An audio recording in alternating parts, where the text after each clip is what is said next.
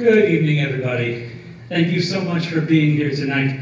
My name is Peter Steeves, and it's my privilege to be the director of the DePaul Humanities Center. On behalf of myself, the Humanities Center, the College of Liberal Arts and Social Sciences, and all of DePaul University, welcome to 24-Hour George Saunders.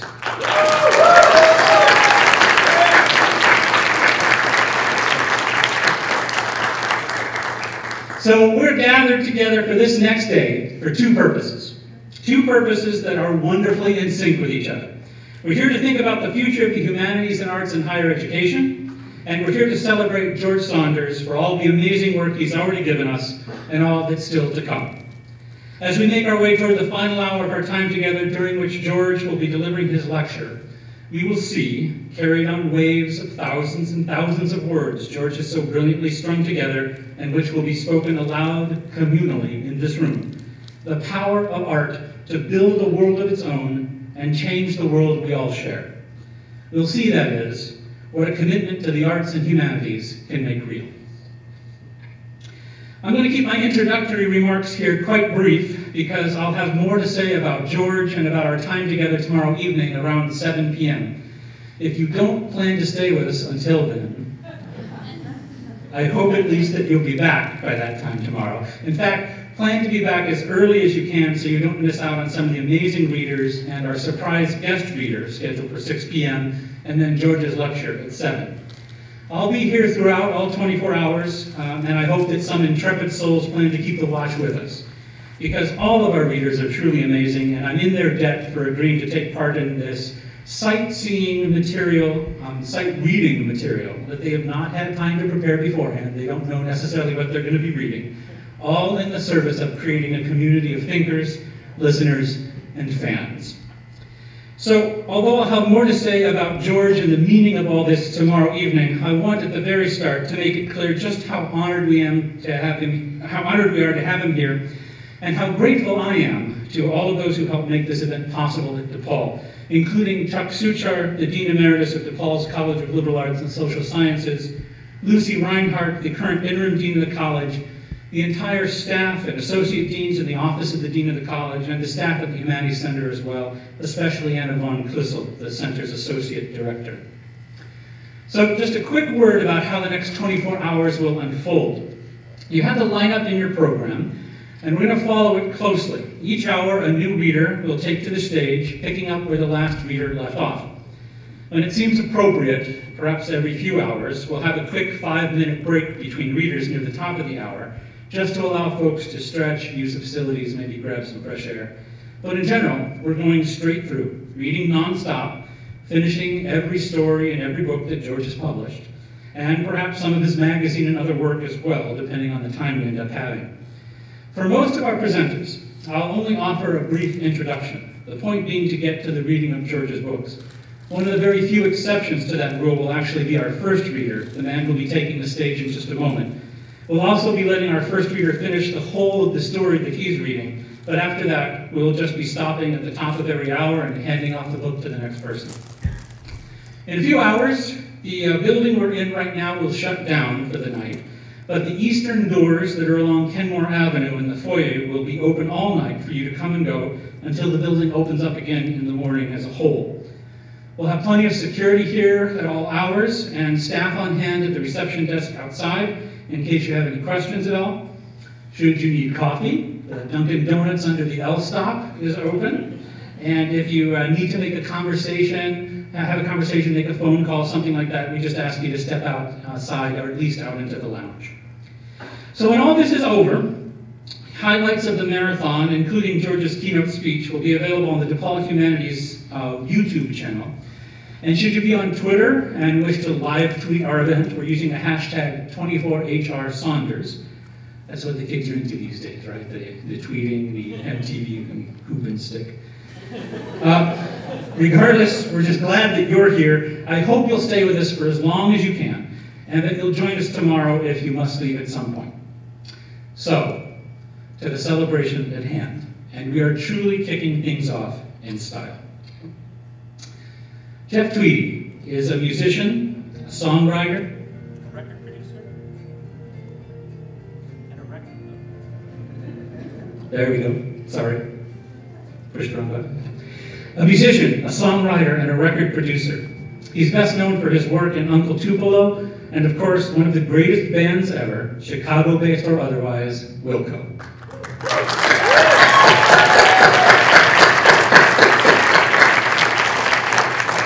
In 2002, WIlco's Yankee Hotel Foxtrot sold 670,000 copies, and the follow-up album, A Ghost Is Born, went on to win 2 Grammy Awards, including Best Alternative Music Album of the Year.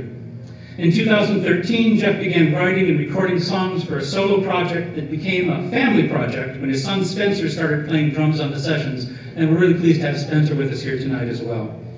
Today, Jeff and Spencer are playing to support their album from last year as Tweedy, and WIlco is currently on tour, celebrating their 20th anniversary, if you can believe that, with a show coming up here in Chicago next month at the Pitchfork Music Festival. Now, I have to check myself here, because I could spend far too much time introducing this man and talking about the amazing talent he represents and possesses, analyzing, like we philosophers are wont to do, the aesthetics and the other intricacies of the art that are so inspired and inspiring, when the point instead, I know, is to get to the reading. So let me just say that perhaps part of what ties Jeff and George together is that neither one of them seems to care a bit about genre, boundaries, or the traditional expectations of their audience. Instead, they follow their own instincts, come what may, and we are all the better for it. Jeff Tweedy, some would say, has made country music, or alternative rock music, or alternative country rock music. Some would say that they can hear in him the influences of folk, punk, jazz, experimental sound recordings, literature, poetry, all of the dappled things of pied beauty under the sun. Some would say he's a master of tragedy. Just consider the incomparable song Radio Cure, and Jeff's near crying pleas for us to please cheer up. Some would say he's a master of comedy. This is a man, after all, who not only managed to turn an acoustic guitar cover of the Black Eyed Peas' I Got a Feeling into a video with more than 500,000 YouTube hits on it, but to create from it an actually wonderfully enjoyable musical experience. In short, some would say that they've pegged Jeff and found the key to his success, but I fear that they'd be wrong, because, like George, it seems that Jeff does it all. His work may have bits of this and that, here and there, but he doesn't make this or that. He makes music. He makes art. That song playing behind me now, the one that was playing while you were waiting things to start this evening, is WIlco's One Sunday Morning, Song for Jane Smiley's Boyfriend. I'm playing this because it was this song, from the 2011 album The Whole Love, to which George Saunders was listening on repeat when he was writing the short story 10th of December, the story that would later be published in the book of the same name. That Jeff and George go together is no great surprise. That we were able to bring them together is an incredible honor and a treat for all of us this evening.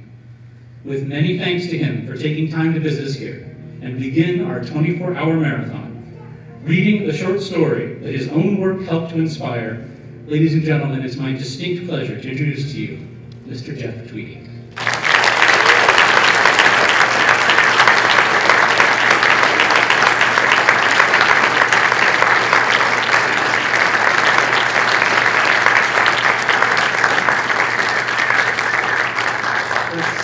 The nicest thing anyone's ever said about me. Thank you so much, Peter. It's a thrill to be here. George really is one of my favorite artists on this planet, and I'm thrilled to get to do this. Reading is very difficult. And I just want to preface this with the notion that this is advanced reading.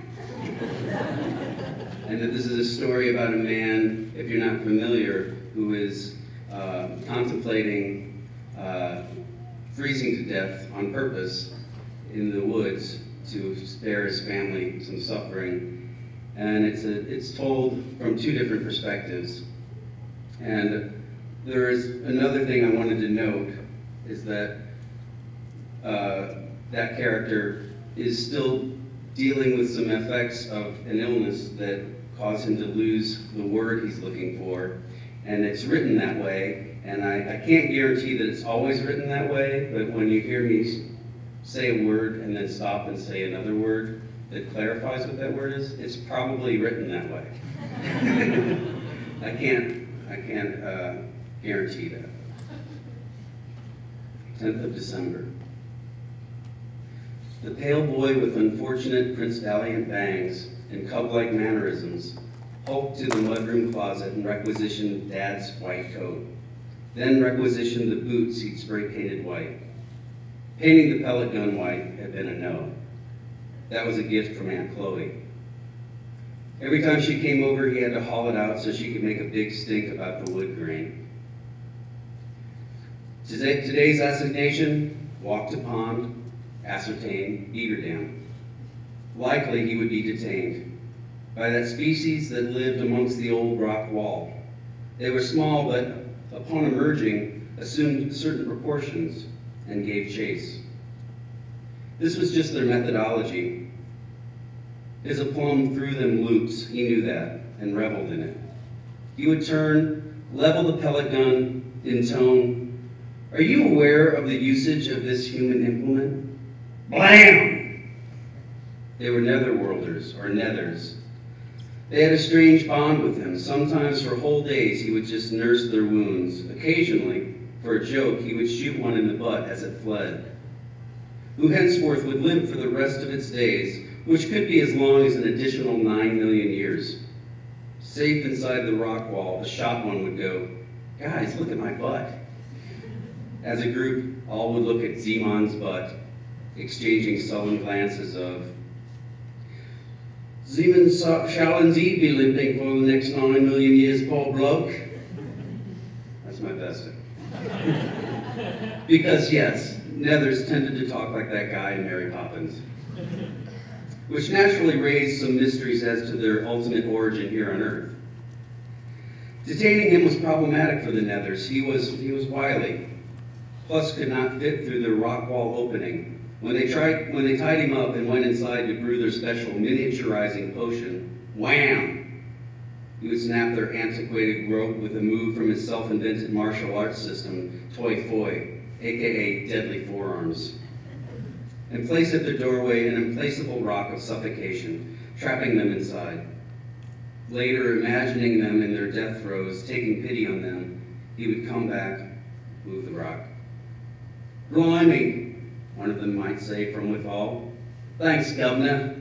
You are indeed a worthy adversary." Sometimes there would be torture. They would make him lie on his back, looking up at the racing clouds, while they tortured him in ways he could actually take. They tended to leave his teeth alone, which was lucky. He didn't even like to get a cleaning.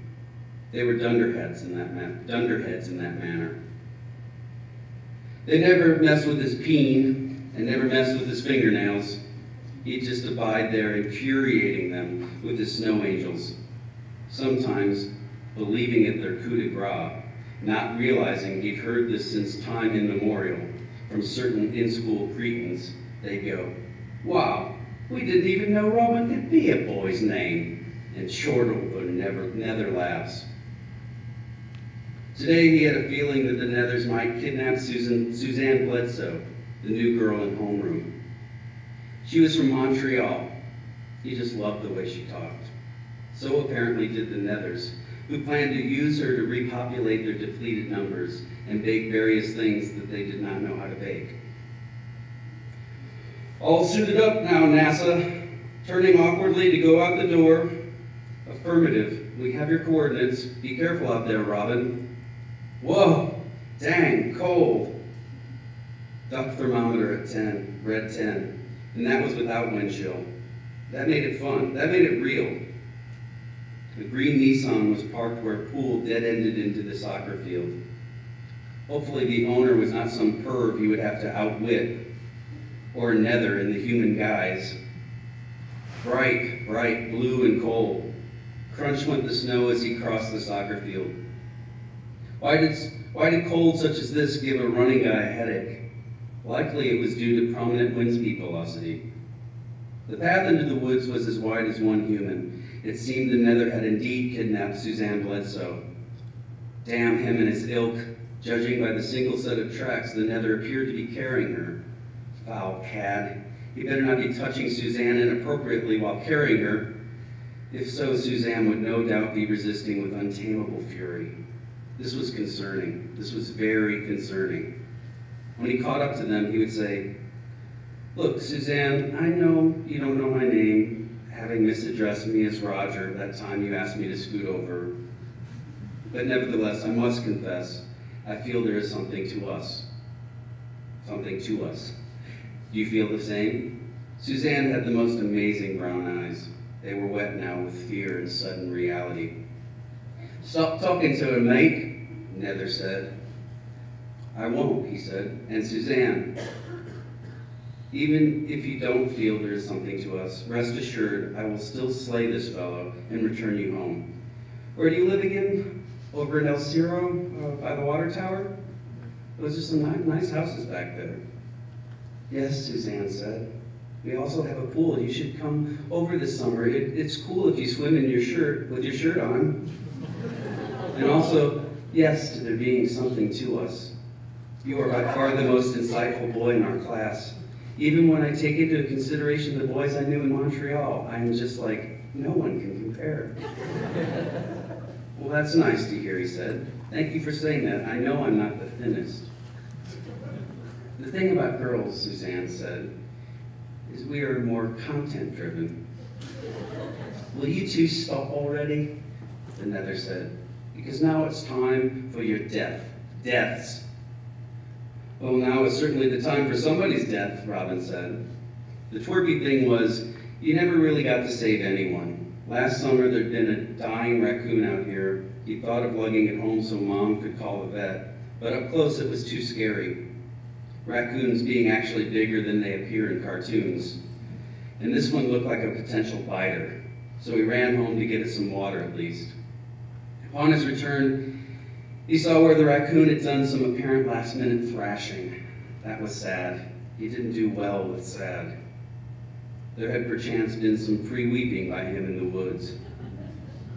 "That just means you have a big heart," Suzanne said. "Well, I don't know," he said modestly. Here was the old truck tire where the high school kids partied. Inside the tire, frosted with snow, were 3 beer cans and a wadded-up blanket. "You probably like to party," the Nether had cracked to Suzanne moments earlier as they passed this very spot. "No, I don't," Suzanne said. "I like to play and I like to hug." "Hoo boy," the Nether said, "sounds like Dolesville." "Somewhere there is a man who likes to play and hug," Suzanne said. He came out of the woods now to the prettiest vista he knew. The pond was a pure frozen white. It struck him as somewhat Switzerlandish. Someday he would know for sure when the Swiss threw him a parade or whatnot. Here the Nether's tracks departed from the path, as if he had contemplatively taken a moment to gaze at the pond. Perhaps this Nether was not all that. Perhaps he was having a debilitating conscious attack vis-a-vis the valiantly struggling Suzanne atop his back. At least he seemed to somewhat love nature. Then the tracks returned to the path, wound around the pond, and headed up Luxo Hill. What was this strange object? A coat on the bench? A bench the Nethers used for the human sacrifices? No accumulated snow on coat. Inside of coat still slightly warm. Ergo, the recently discarded coat of the Nether. This was some strange juju. This was an intriguing conundrum if he had ever encountered one, which he had once. He found a bra on the handlebars of a bike. Once he found an entire untouched steak dinner on a plate behind Fresno's and hadn't eaten it, though it had looked pretty good. Something was afoot. Then he beheld, halfway up Lexo Hill, a man. Coatless, bald-headed man, super skinny, in what looked like pajamas. Climbing thoughtfully with tortoise patience, bare white arms sticking out of his PJ shirt like 2 bare white branches sticking out of a PJ shirt, or grave. What kind of person leaves his coat behind on a day like this? The mental kind, that was who. This guy looks sort of mental, like an Auschwitz dude or a sad, confused grandpa. Dad once said, "Trust your mind, Rob. If it smells like shit, it has writing across it that says happy birthday and a candle stuck down in it, what is it?" "Is there icing on it?" he said. Dad had done that thing of squinting his eyes when an answer was not quite there yet. What was his mind telling him now? Something was wrong here. The person needed a coat, even if the person was a grown-up. The pond was frozen. The duck thermometer said 10. If the person was mental, all the more reason to come to his aid, as had not Jesus said, "Blessed are those who help those who cannot help themselves, but are too mental, doddering, or have a disability." He snagged the coat off the bench. It was a rescue, a real rescue at last, sort of. 10 minutes earlier, Don Eber had paused at the pond to catch his breath. He was so tired. What a thing. Holy moly. When he used to walk Sasquatch out here, they'd do 6 times around the pond, jog up the hill, tag the boulder on top, sprint back down. "Better get moving," said one of the 2 guys who'd been in discussion in his head all morning. "That is, if you're still set on the boulder idea," the other said, which still strikes us as kind of fancy pants. Seemed like one guy was Dad and the other Kip Flemish. Stupid cheaters. They'd switched spouses, abandoned the switched spouses, fled together to California. Had they been gay or just swingers? Gay swingers? The Dad and Kip in his head had acknowledged their sins, and the 3 of them had struck a deal. He would forgive them for being possible gay swingers and leaving him to do soapbox derby alone with just Mom, and they would consent to giving him some solid manly advice. He wants it to be nice. This was Dad now. It seemed Dad was somewhat on his side. "Nice?" Kip said. "That is not the word I would use." A cardinal zinged across the day. It was amazing. Amazing, really. He was young. He was 53. Now he'd never deliver his major national speech on compassion. What about going down the Mississippi in a canoe? What about living in an A-frame near a shady creek with the 2 hippie girls he met in 1968 in that souvenir shop in the Ozarks, when Alan, his stepfather, wearing those crazy aviators, had bought him a bag of fossil rocks? One of the hippie girls had said that he, Ever, would be a fox when he grew up, and would he please be sure to call her at that time? Then the hippie girls had put their tawny heads together and giggled at his prospective foxiness. And that had never. Sister Val had said, why not shoot for being the next JFK? So he had run for class president. Alan had bought him a styrofoam straw boater. They'd sat together decorating the hat band with magic markers. Win with Eber. On the back, groovy.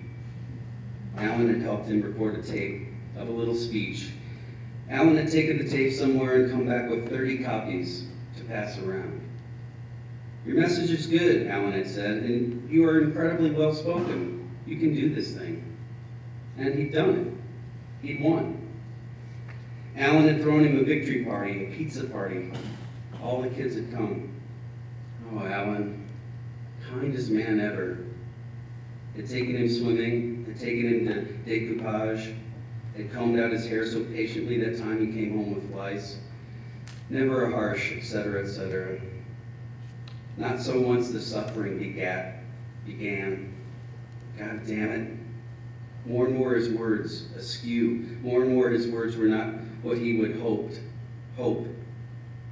Once the suffering began, Alan had raged, said things no one should say, to Mom, to Ever, to the guy delivering water. Went from a shy man, always placing a reassuring hand on your back, pale figure in a bed shouting, "Can't!"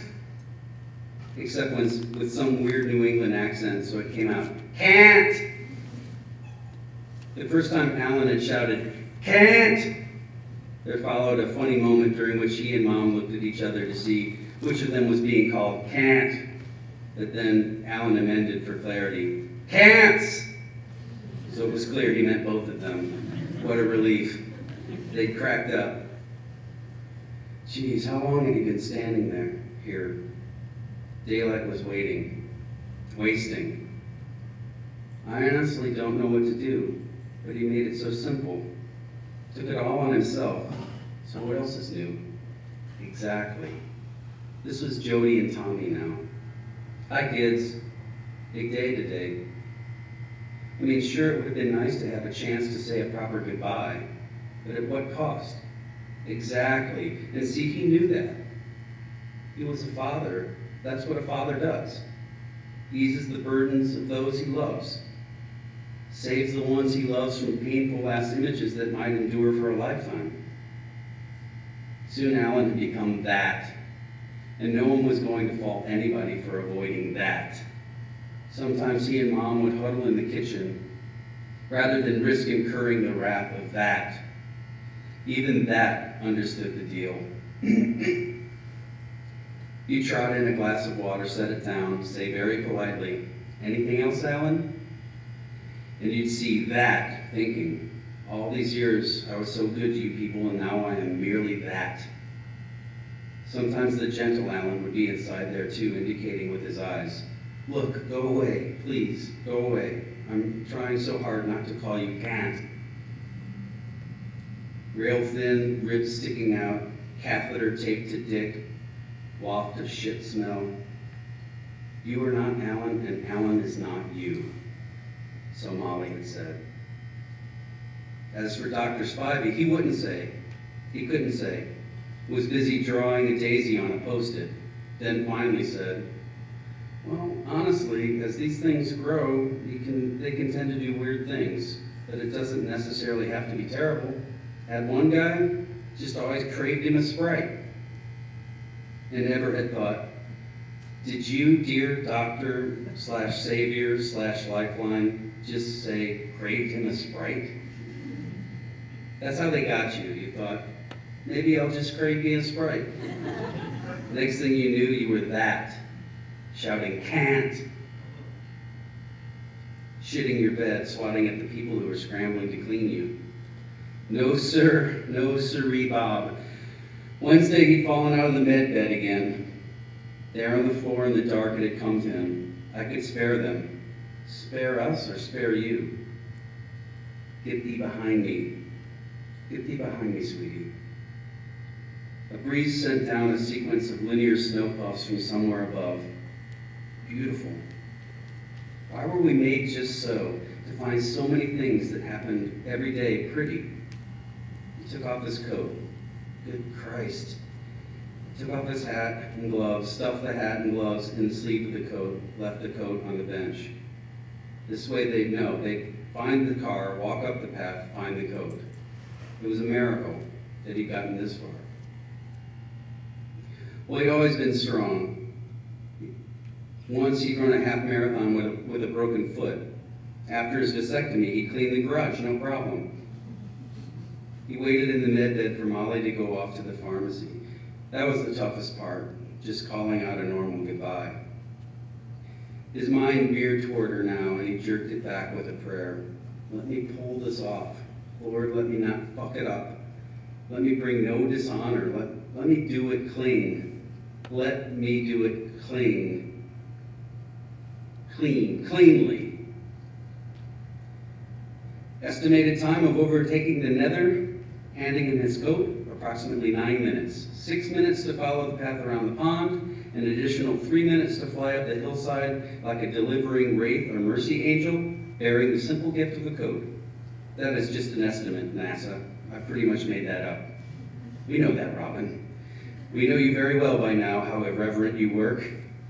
Like that time you cut a fart on the moon? Or the time you tricked Mel into saying, Mr. President, what a delightful surprise it was to find an asteroid circling Uranus. That estimate was particularly iffy, this nether being surprisingly brisk. Robin himself was not the fastest wicket in the stick. He had a certain girth, which Dad prognosticated would soon triumphantly congeal into linebackerish solidity. He hoped so. For now he just had the slight man boobs. Robin, hurry. Suzanne said, "I feel so sorry for that poor old guy." "He's a fool," Robin said, because Suzanne was young and did not yet understand that when a man was a fool, he made hardships for the other men who were less foolish than he. "He doesn't have much time," Suzanne said, bordering on hysterical. There, he said, comforting her. "I'm just so frightened," she said. "And yet, he is fortunate to have one such as I to hump his coat up that big-ass hill, which, due to its steepness, is not exactly my cup of tea," Robin said. "I guess that's the definition of hero," Suzanne said. "I guess so," he said. "I don't mean to continue being insolent," she said, "but he seems to be pulling away." "What would you suggest?" he said. "With all due respect," she said, and because I know you consider us equals, but different, with me covering the brainy angle and special inventions and whatnot." Yes, go ahead," he said. "Well, just working through the math in terms of simple geometry," he saw where she was going with this, and she was quite right. No wonder he loved her. He must cut across the pond, thereby decreasing the ambient angle, ergo trimming valuable seconds off his catch-up time. "Wait," Suzanne said. "Is that dangerous?" "It is not," he said. "I have done it numerous times." "Please be careful," Suzanne implored. "Well, once," he said. "You have such aplomb," Suzanne demurred. "Actually, never," he said softly, not wishing to alarm her. "Your bravery is irascible," Suzanne said. He started across the pond. It was actually pretty cool walking on water. In summer, canoes floated here. If Mom could see him, she'd have a conniption. Mom treated him like a piece of glass due to his alleged infant surgeries. She went on full alert if he had so much as used a stapler. But Mom was a good egg, a reliable counselor and steady hand of guidance. She had a I'm from Southern Illinois, this word's hard for me. She had a magnificent splay of long silver hair and a raspy voice, though she didn't smoke and was even a vegan. She'd never been a biker chick, although some of the in-school cretins claimed she resembled one. He was actually quite fond of Mom. He was now approximately 3/4, or that would be 60% across. Between him and the shore lay a grayish patch. Here in summer a stream ran in, looked a tad iffy. At the edge of the grayish patch, he gave the ice a bonk with the butt of his gun. Solid as anything. Here he went. Ice rolled a bit underfoot. Probably it was shallow here. Anyways, he hoped so. Yikes. "How's it going?" Suzanne said tepidly. "Could be better," he said. "Maybe you should turn back," Suzanne said. What wasn't this feeling of fear the exact feeling all heroes had to confront early in life? Wasn't overcoming this feeling of fear what truly distinguished the brave? There could be no turning back. Or could there? Maybe there could. Actually, there should. The ice gave way and the boy fell through. Nausea had not been mentioned in the humbling step. A blissful feeling overtook me as I drifted off to sleep at the base of the crevasse. No fear, no discomfort, only a vague sadness at the thought of all that remained undone. This is death, I thought? 'Tis but nothing. Author, whose name I cannot remember, I would like a word with you. A-hole. The shivering was insane, like a tremor. His head was shaking on his neck. He paused to puke a bit in the snow, white-yellow against the white-blue. This was scary. This was scary now. Every step was a victory. He had to remember that. With every step, he was fleeing farther and farther, farther from farther, step farther. What a victory he was wresting from the jaws of defeat. He felt the need at the back of his throat to say it right. From the jaws of defeat. From the jaws of defeat. Oh, Alan, even when you were that, you were still Alan to me. Please know that. Falling, Dad said. For some definite time, he waited to see where he would land. and how much it would hurt. Then there was a tree in his gut. He found himself wrapped fetally around some tree. Fuck's sake. Ouch. Ouch, this was too much. He hadn't cried after the surgeries or during the chemo, but he felt like crying now. It wasn't fair. It happened to everyone supposedly, but now it was happening specifically to him. He kept waiting for some special dispensation, but no. Something/someone bigger than him kept refusing. You were told the big something/someone loved you especially, but in the end, you saw it was otherwise. The big something/someone was neutral, unconcerned. When it innocently moved, it crushed people. Years ago at the illuminated body, he and Molly had seen this brain slice. Marring the brain slice had been a nickel-sized brown spot. That brown spot was all it had taken to kill the guy. Guy must have had his hopes and dreams, closet full of pants and so on, some treasured childhood memories, a mob of koi in the willow shade at Gage Park, say, Graham searching in her Wrigley-smelling purse for a tissue, like that. If not for that brown spot, the guy might have been one of the people walking by on the way to lunch in the atrium. But no, he was defunct now, off rotting somewhere, no brain in his head. Looking down at the brain slice, Everett felt a sense of superiority. Poor guy. It was pretty unlucky what had happened to him. He and Molly had fled to the atrium, had hot scones, watched a squirrel mess with a plastic cup. Wrapped fetally around the tree, Everett traced the scar on his head. Tried to sit, no dice. Tried to use the tree to sit up. His hand wouldn't close. Reaching around the tree with both hands, joining his hands at the wrists, he pulled himself up, leaning back against the tree. How was that? Fine. Good, actually. Maybe this was it. Maybe this was as far as he got. He'd had it in mind to sit cross-legged against the boulder at the top of the hill. But really, what difference did it make? All he had to do now was stay put.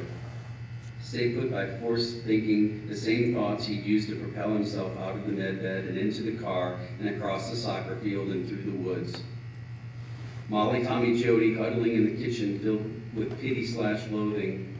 Molly, Tommy, Jody recoiling at something cruel he'd said.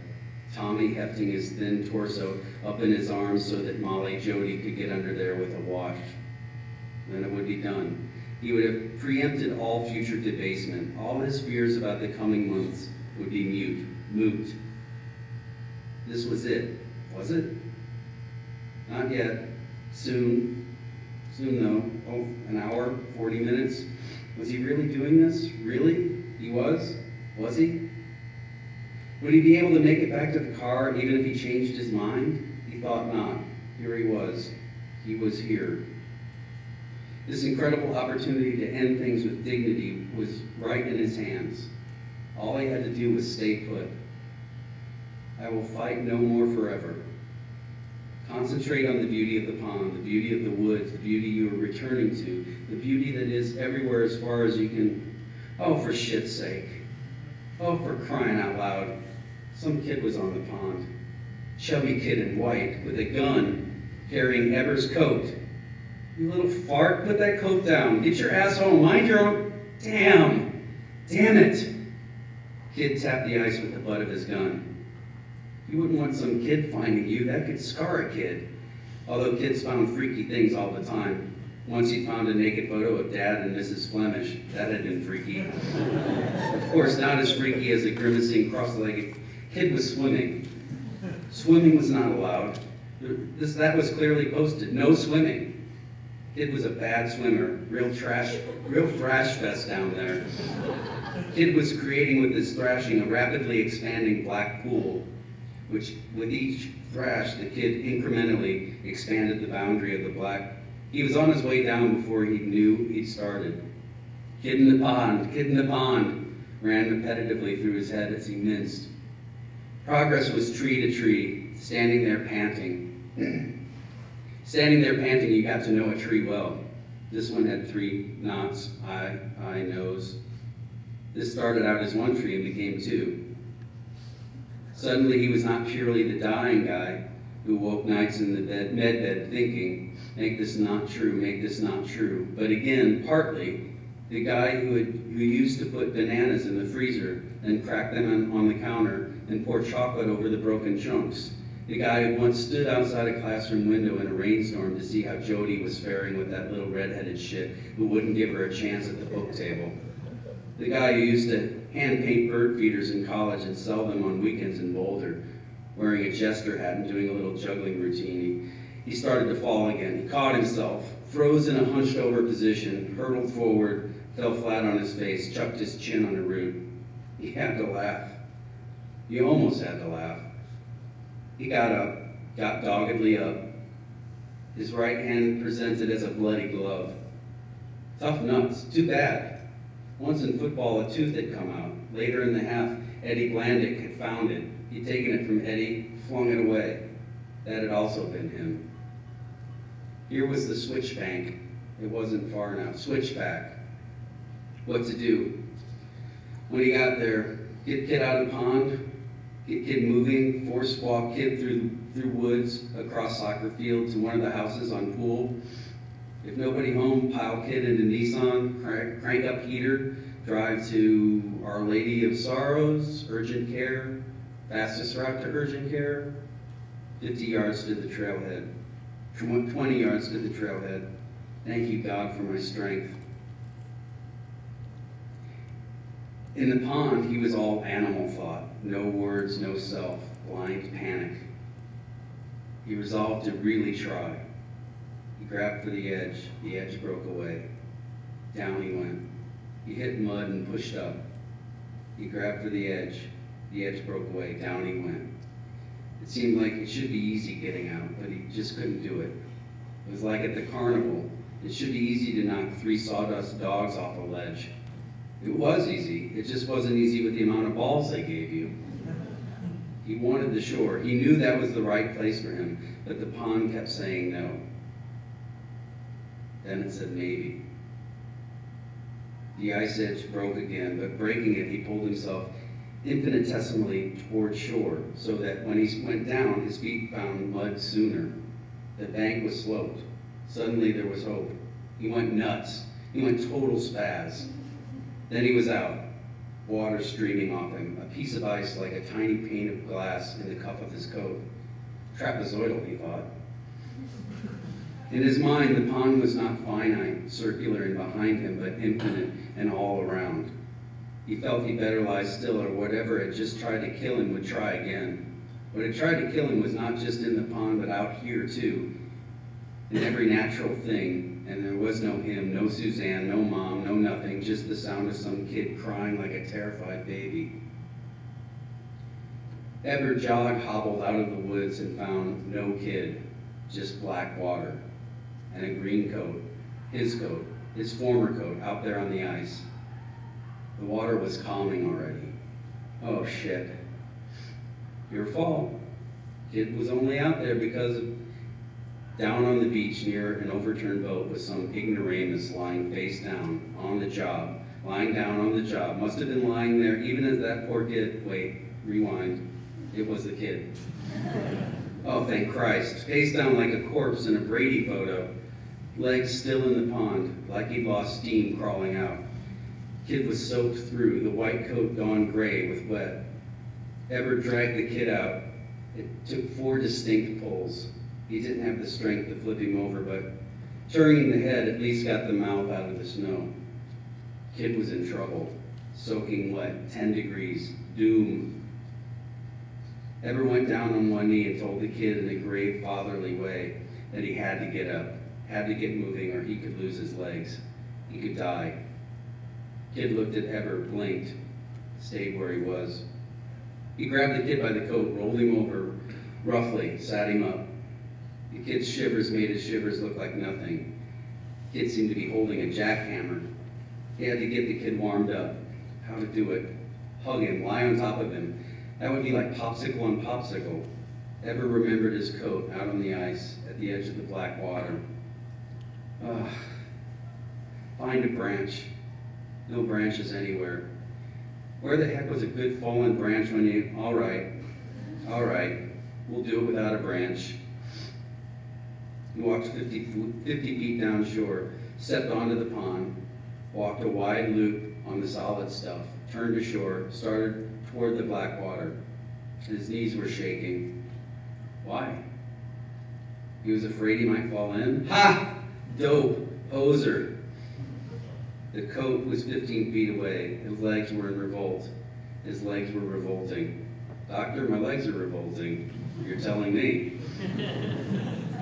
He tiny stepped up. The coat was 10 feet away. He went down on his knees and knee walked slightly up, went down on his belly, stretched out an arm, slid forward on his belly, bit more, then had a tiny corner by 2 fingers. He hauled it in, slid himself back via something like a reverse breaststroke, got to his knees, stood, retreated a few steps, and was once again 15 feet away and safe. Then it was like the old days, getting Tommy or Jody ready for bed when they were zonked. You said arm, the kid lifted an arm. You said other arm, the kid lifted the other arm. With the coat off, Ever could see that the boy's shirt was turning to ice. Ever peeled the shirt off. Poor little guy. A person was just some meat on a frame. The little guy wouldn't last long in this cold. Ever took off his pajama shirt, put it on the kid, slid the kid's arm into the arm of the coat. In the arm was Ever's hat and gloves. He put the hat and gloves on the kid, zipped up the coat. The kid's pants were frozen solid. His boots were ice sculptures of boots. He had to do things right. Ever sat on the boat, took off his boots and socks, peeled off his pajama pants, made the kid sit on the boat, knelt before the kid, got the kid's boots off. He loosened the pants up with little punches and soon had one leg partly out. He was stripping off a kid in 10-degree weather. Maybe this was exactly the wrong thing. Maybe he'd killed the kid. He didn't know. He just didn't know. Desperately, he gave the pants a few more punches. Then the kid was stepping out. Ever put the pajama pants on him, then the socks, then the boots. The kid was standing there in Ever's clothes, swaying, eyes closed. "We're gonna walk now, okay?" Ever said. Nothing. Ever gave the kid an encouraging pop in the shoulders like a football thing. "We're going to walk you home," he said. "Do you live near here?" Nothing. He gave a harder pop. The kid gaped at him, baffled. Pop! Kid started walking. Pop, pop, like Flea. Ever drove the kid out ahead of him like cowboy and cow. At first, fear of the popping seemed to be motivating the kid, but then a good old panic kicked in and he started running. Soon Ever couldn't keep up. Kid was at the bench. Kid was at the trailhead. "Good boy, get home." Kid disappeared into the woods. Ever came back to himself. Oh boy, oh wow. He had never known cold. He had never known tired. He was sitting in the snow in his underwear near an overturned boat. He hobbled to the boat and sat in the snow. Robin ran, past the bench and the trailhead and into the woods on the old familiar path. What the heck? What the heck had just happened? He'd fallen into the pond. His jeans had frozen solid. They had ceased being blue jeans, were white jeans. He looked down to see if his jeans were still white jeans. He had on pajama pants that tucked into some tremendoid boots. Looked like clown pants. Had he been crying just now? I think crying is healthy, Suzanne said. It means you're in touch with your feelings. Oh, that was done. That was stupid. Talking in your head to some girl who in real life called you Roger? Dang, so tired. Here was a stump. He sat. Felt good to rest. He wasn't going to lose his legs. They didn't even hurt. He couldn't even feel them. He wasn't going to die. Dying was not something he had in mind at this early an age. To rest more efficiently, he lay down. The sky was blue. The pines swayed, not all at the same rate. He raised one gloved hand and watched it tremor. He might close his eyes for a bit. Sometimes in life, one felt the feeling of wanting to quit. Then everyone would see that teasing wasn't nice. Sometimes with all the teasing, his days were sub-tenable. Sometimes he felt he couldn't take even one more lunchtime of meekly eating on that rolled-up wrestling mat in the cafeteria corner near the snapped parallel bars. He did not have to sit there, but preferred to. If he sat anywhere else, there was the chance of a comment or two, upon which he would then have the rest of the day to reflect. Sometimes comments were made on the clutter of his home. Thanks to Bryce, who had once come over. Sometimes comments were made on the manner of his manner of speaking. Sometimes comments were made on the style faux pas of Mom, who was, it must be said, a real 80s gal. Mom.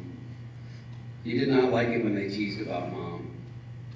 Mom had no idea of his lowly school status. Mom seeing him more as the paragon or golden boy type. Once he'd done a secret rendezvous of recording Mom's phone calls just for the reconnaissance aspect.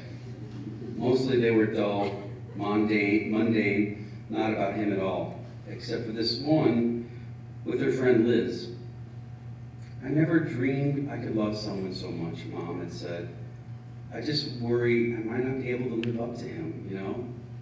He's so good, so grateful. That kid deserves it all. Better school, which we cannot afford, some trips like abroad. That is also out of our price range. I just don't want to fail him, you know? That's all I want for my life, you know, Liz? To feel at the end like I did right by that magnificent little dude. At that point, it seemed like Liz had maybe started vacuuming. Magnificent little dude. You should probably get going. Magnificent little dude was like his Indian name.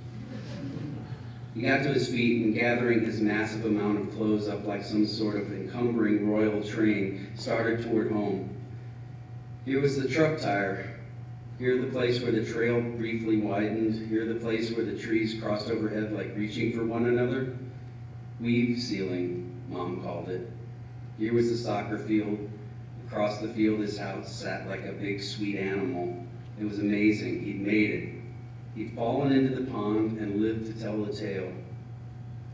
He had somewhat cried, yes, but had then simply laughed off his moment of mortal weakness and made his way home. Look of wry amusement on his face, having, it must be acknowledged, benefited from the much appreciated assistance of a certain aged. With a shock, he remembered the old guy. What the heck? An image flashed of the old guy standing bereft and blue-skinned in his tighty-whities like a POW, abandoned at the barbed wire due to no room on the truck. Or a sad, traumatized stork bidding farewell to its young. He bolted. He bolted on the guy. Hadn't even given him a thought. Blimey. What a chicken shittish thing to do. He had to go back right now, help the old guy hobble out. He was so tired. Wasn't sure he could do it. Probably the old guy was fine. Probably he had some sort of old guy plan. But he bolted. He couldn't live with that. His mind was telling him that the only way to undo the bolting was to go back and save the day. His body was saying something else. It's too far. You're just a kid. Get Mom. Mom will know what to do. He stood paralyzed at the edge of the soccer field like a scarecrow in huge flowing clothes. Eber sat slumped against the boat. What a change in the weather. People were going around with parasols and so forth in the open part of the park. There was a merry-go-round and a band and a gazebo. People were frying food on the backs of certain merry-go-round horses, and yet on others, kids were riding. How did they know which horses were hot? For now there was still snow, but snow couldn't last long in this balm. If you close your eyes, that's the end. You know that, right? Hilarious. Alan, his exact voice, after all these years. Where was he? The duck pond? So many times he'd come out here with the kids. You should go now. Goodbye, Duck Pond. Although, hang on, he couldn't seem to stand. Plus, you couldn't leave a couple of little kids behind, not this close to water. They were 4 and 6, for God's sake. What had he been thinking? Leaving those 2 little deers by the pond? They were good kids. They'd wait, but wouldn't they get bored and swim without life jackets? No. It made him sick. He had to stay. Poor kids. Poor abandoned. Wait, rewind. His kids were excellent swimmers. His kids had never come close to being abandoned. His kids were grown. Tom was 30, tall drink of water, tried so hard to know things, but even when he thought he knew a thing, fighting kites, breeding rabbits, Tom would soon be shown for what he was, the dearest, most agreeable young fellow ever, who knew no more about fighting kites, breeding rabbits, than the average person could pick up from 10 minutes on the internet. Not that Tom wasn't smart. Tom was smart. Tom was a damn quick study. Oh, Tommykins. The heart in that kid. He just worked and worked for the love of his dad. Oh, kid, you had it. You have it, Tom. Tommy, even now I am thinking of you. You are very much on my mind. And Jody was out there in Santa Fe. She'd said she'd take off work and fly home as needed, but there was no need. He didn't like to impose. The kids had their own lives. Jode, little freckle face, pregnant now, not married, not even dating, stupid Lars. What kind of man deserted a beautiful girl like that? Total dear, just starting to make some progress in her job. You couldn't take that kind of time off when you'd only just started. Reconstructing the kids in this way was having the effect of making them real to him again, which you didn't want to get that ball rolling. Jody was having a baby, rolling. Should have said roiling before, anyway. He could have lasted long enough to see the baby, hold the baby. It was sad, yes. That was a sacrifice he had to make. He'd explained it in the note, hadn't he? No, he hadn't left the note, couldn't. There'd been some reason he couldn't. Hadn't there? He was pretty sure there'd been some insurance. It couldn't seem like he'd done it on purpose. Little panic here. He was offing himself. He'd involved a kid who was wandering the woods hypothermic, offing himself 2 weeks before Christmas, Molly's favorite holiday. Molly had a valve thing, a panic thing. This was not him. This was not something he would have done, not something he would ever do, except he'd done it. He was doing it. It was in progress.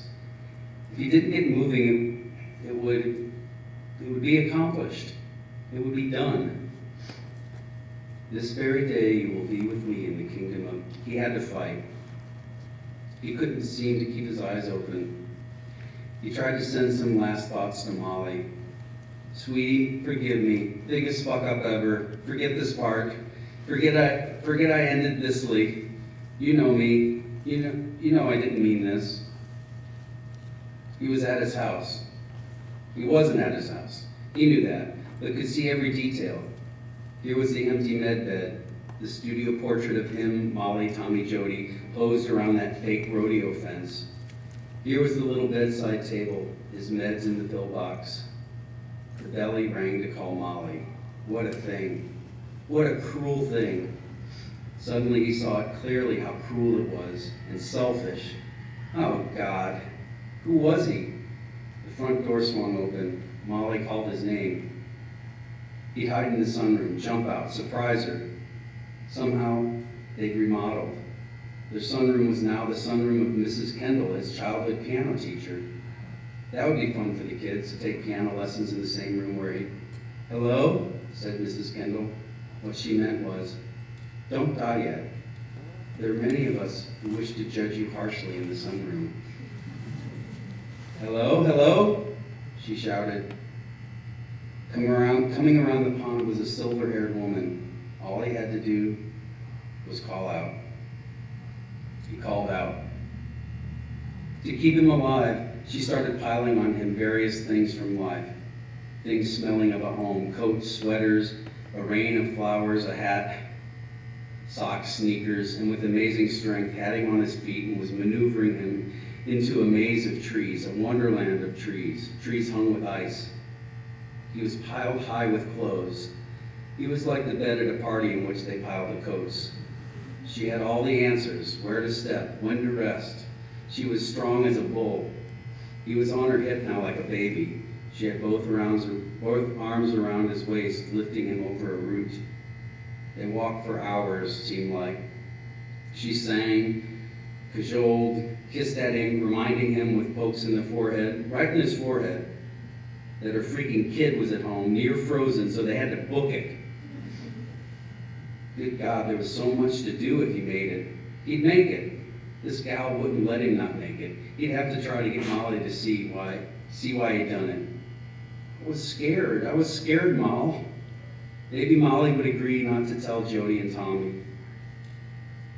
He didn't like the thought of them knowing he'd been scared. He didn't like the thought of them knowing what a fool he'd been.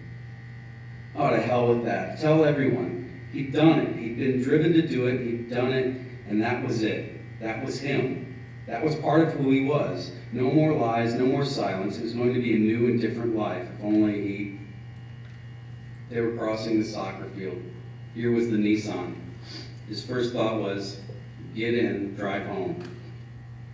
Oh, no you don't, she said with that smoky laugh, and guided him into a house on the park. He'd seen it a million times and now was in it. It smelled of man sweat and spaghetti sauce and old books. Like a library where sweaty men went to cook spaghetti. She sat him in front of a wood stove, brought him a brown blanket that smelled of medicine. Didn't talk but in directives. Drink this. Let me take that. Wrap up. What's your name? What's your number? What a thing.